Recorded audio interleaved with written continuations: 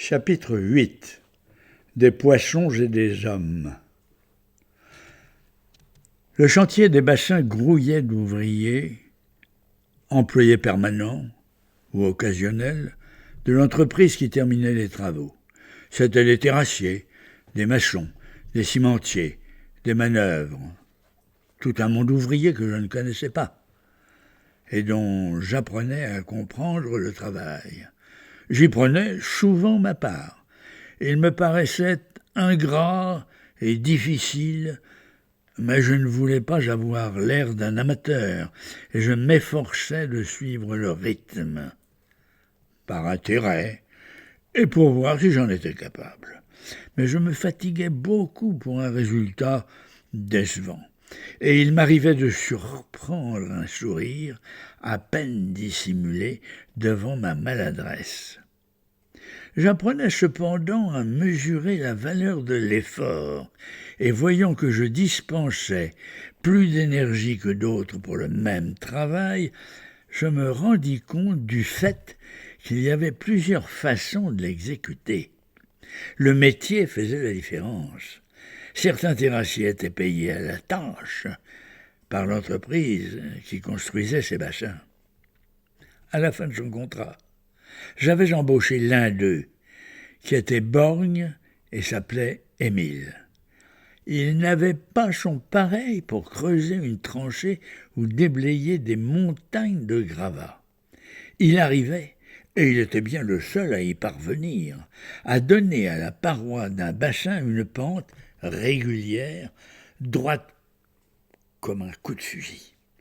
Il n'avait jamais l'air de travailler. Je l'apercevais quelquefois, appuyé sur le manche de sa pelle, paraissant somnolé, et je luttais pour ne pas lui en faire la remarque, parce que son attitude m'énervait. Cette remarque aurait été tout à fait inutile, car à la fin de la journée, le travail terminé avait l'air de s'être fait tout seul. Le plan chantier était net, laissé impeccable, comme disait Émile. Ses outils étaient lavés, rangés, prêts pour le lendemain. Rien ne traînait. Comment faisait-il ? Émile m'a beaucoup appris. Avec lui, je commençai l'apprentissage du métier de terrassier. J'appris à distinguer une bêche de jardinier d'une pelle de maçon, et celle-ci d'une pelle de terrassier. Je vis comment il prenait soin de la sienne, l'aiguisait à la meule à eau ou au tire-point, et la changeait quand elle était trop usée. Il me montra sa méthode pour charger et placer la terre, pour la tailler, l'aplatir, l'égaliser. Sa pelle lui servait de couperet, de masse, de truelle. Il s'en servait comme un sculpteur se sert de ses ciseaux. Et quand nous fûmes devenus des amis, il me livra le secret de sa science pour diminuer l'effort et la fatigue. Elle était dans le rythme régulier de ses mouvements, dans la position de ses jambes. Il me montra comment il utilisait l'intérieur de la cuisse pour accompagner le déplacement de l'outil, et me fit remarquer que d'autres ouvriers terrassiers faisaient effort à partir des bras et des reins. C'était beaucoup plus fatigant. La main gauche d'Émile dirigeait la pelle. Le genou droit servait de point d'appui. La main droite appuyait sur le manche. Et, plusieurs points, le travail se faisait tout seul. Encore plusieurs points, ou presque. Après Archimède, Émile avait simplement réinventé le levier. J'employais aussi Antoine. Ah, lui, c'était différent. C'était mon alter ego. Nous étions parents. Il me secondait ou me remplaçait dans mes activités. Par exemple, quand j'étais absent, à la chasse aux rate de bœuf ou encore au garage. Il avait fait des études agricoles, que la guerre avait interrompues, et s'était occupé de poulets. Je l'appelais familièrement Monsieur Mécanique, car il avait un don particulier pour tout ce qui touchait de près ou de loin à l'électricité, aux machines ou aux voitures.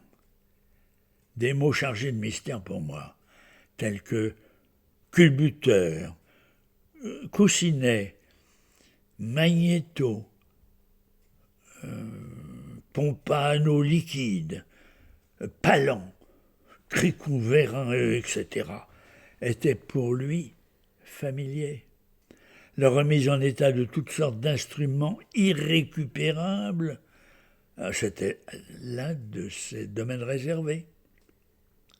Je le revois encore gamin, debout au milieu d'un poulailler malodorant et surchauffé, grand comme une cathédrale. Il était absorbé dans le remontage d'un ensemble de pièces métalliques disparates qui avait été une couveuse à pétrole et sur le fonctionnement et la résurrection de laquelle personne de sensé n'aurait osé parier. J'étais entré dans son sanctuaire, juste à temps pour l'entendre dire « Ça y est, ça marche !»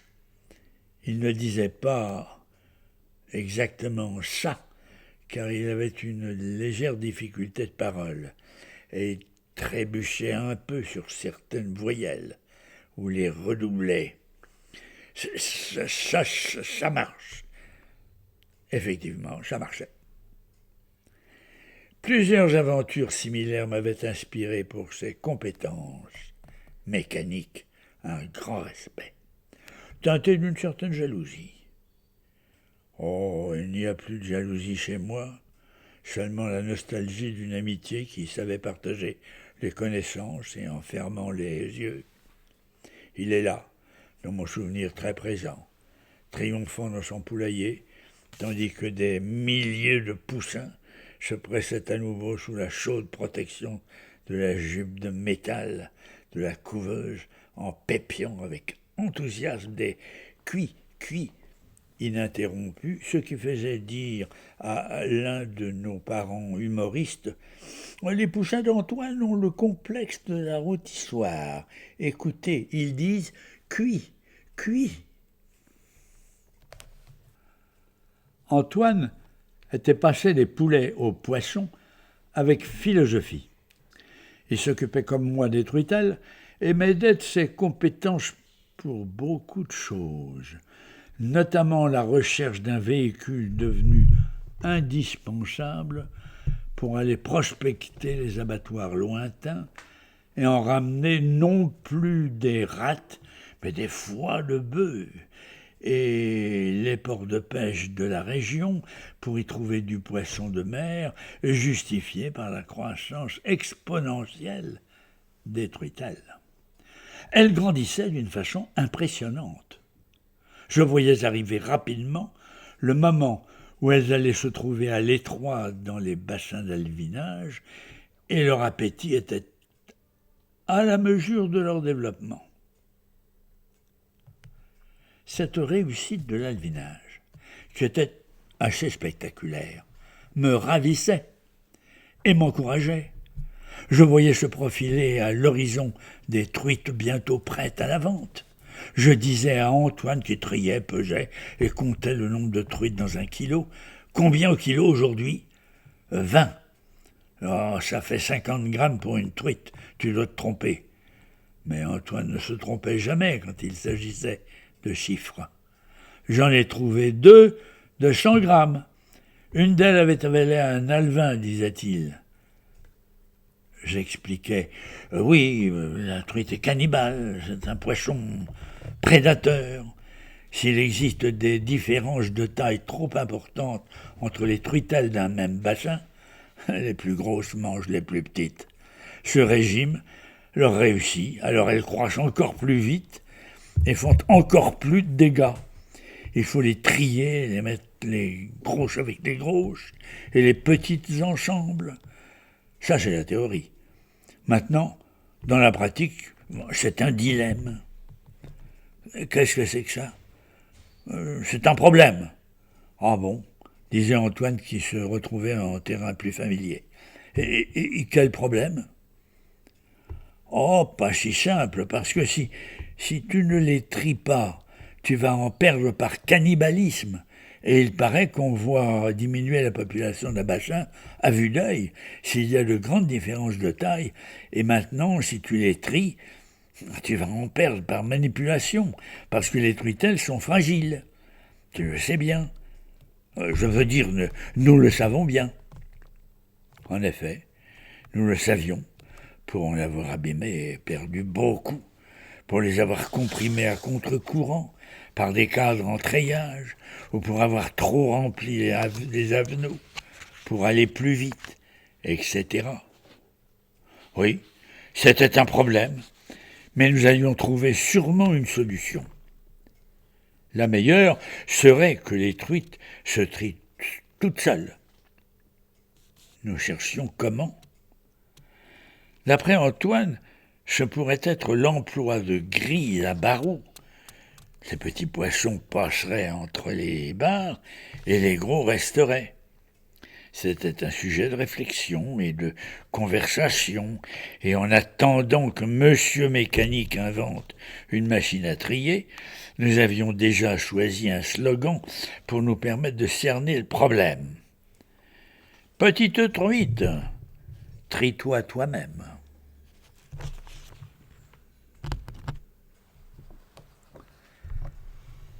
Une truitelle de 100 grammes en juillet, oh, ça promettait. Oui, ça promettait. Mais aussi ça mangeait beaucoup. Et à cette époque, les aliments du bétail pour poissons n'étaient pas encore commercialisés. Alors je partais à la chasse aux rats et au foie de bœuf, des produits refusés pour la consommation humaine, mais qui pouvaient être utilisés sans risque pour nourrir les poissons. Toute cette cuisine me dégoûtait. Il fallait en passer par là. Les truitelles appréciaient le foie de bœuf que l'on commençait à mélanger à des broyats de poissons de mer, car si l'on voulait les nourrir uniquement avec des foies destinés à la table, autant fermer boutique, me disait Antoine, qui était à son affaire dès qu'on parlait argent.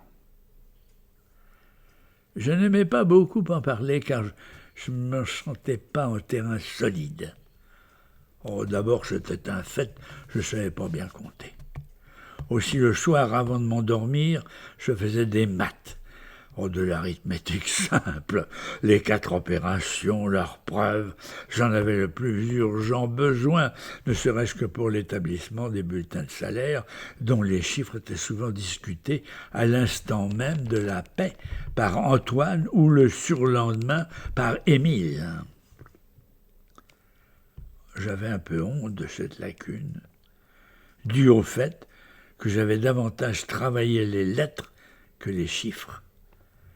Mais il devenait indispensable, puisque j'avais changé d'orientation, d'acquérir une autosuffisance. Ce travail du soir m'a été particulièrement utile, dès que j'ai eu à aborder plus difficile. Et c'est venu très vite, notamment la comptabilité. J'avais mis le nez dans cette discipline par curiosité et par nécessité. Oh, c'était l'horreur. La comptabilité à partie double me plongeait dans des abîmes de perplexité, et la comptabilité à partie simple m'était insuffisante et périmée. Encore un problème de plus. Courage, allez, courage. Oh, il m'en fallait beaucoup. Plus tard, un de mes patrons à qui je parlais de problème me dit « De quoi vous plaignez-vous ? On s'ennuie quand on n'a pas de problème. » Je m'entends lui répondre « Il y a du vrai dans ce que vous dites, monsieur, mais il ne faut pas trop de problèmes. » Enfin, si ce que j'avais à ce moment-là n'excédait pas mes forces, je n'avais cependant pas le temps de m'ennuyer. Antoine avait déniché un véhicule qui semblait un bon compromis entre la faible somme que je pouvais affecter à son achat et les services que j'en attendais. C'était une camionnette, un petit camion Peugeot 201, avec un plateau bâché qui avait servi à un maraîcher et paraissait en bon état. Il avait un réservoir d'essence cylindrique sous le capot, près du pare-brise, un avertisseur qui faisait le bruit d'une corne de brume et plusieurs autres fantaisies intéressantes et inhabituelles. Le moteur ronronnait plaisamment, l'aspect était rassurant et présentable, il me plut, et je l'achetai. Chaque fois que je sortais mon carnet de chèques, mon estomac se nouait. Mon compte bancaire était au plus bas. Je le voyais comme une bourse d'une platitude navrante. Mes débuts en comptabilité, appuyés par quelques pensées ou quelques songes prémonitoires, et les remarques de mon banquier me faisaient de plus en plus entrevoir l'avenir à court terme comme une sorte de précipice aux parois d'abord en pente douce, puis plus prononcée, jusqu'à un abîme inquiétant que je préférais ne pas avoir à sonder. La pisciculture me paraissait synonyme de tonneau de Danaïde. Encore 6 ou 7 mois à attendre avant de pouvoir rentrer de l'argent. C'était long. Déjà, je commençais à faire traîner les factures, qui me paraissaient les moins urgentes.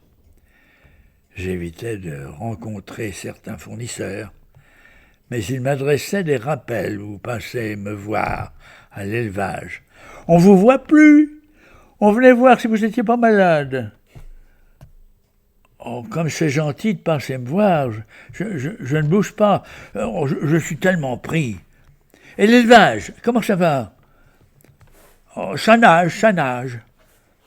Et en effet, l'élevage respirait la santé et bourdonnait d'activité. Venez voir mes poissons. Et les visiteurs s'extasiaient. Et je parlais de croissance, état du marché, stabilité des cours, résultats escomptés. Et les visiteurs repartaient un peu rassérénés. Enfin, moins inquiets, après avoir accepté de prendre sur le pouce un verre de muscadet. « Ah, mais les fameux votre muscadet, encore un petit? Vous croyez? » Et un petit verre, on appelait parfois un autre. Mais jamais ce que j'appréhendais ne tardait. « Vous n'oublierez pas ma petite facture? » « Oh, bien sûr que non. Où avais-je la tête? Vous faites bien de me la rappeler. Je vous fais le chèque demain. » Ça devenait un cauchemar, et je n'arrivais pas à m'y habituer.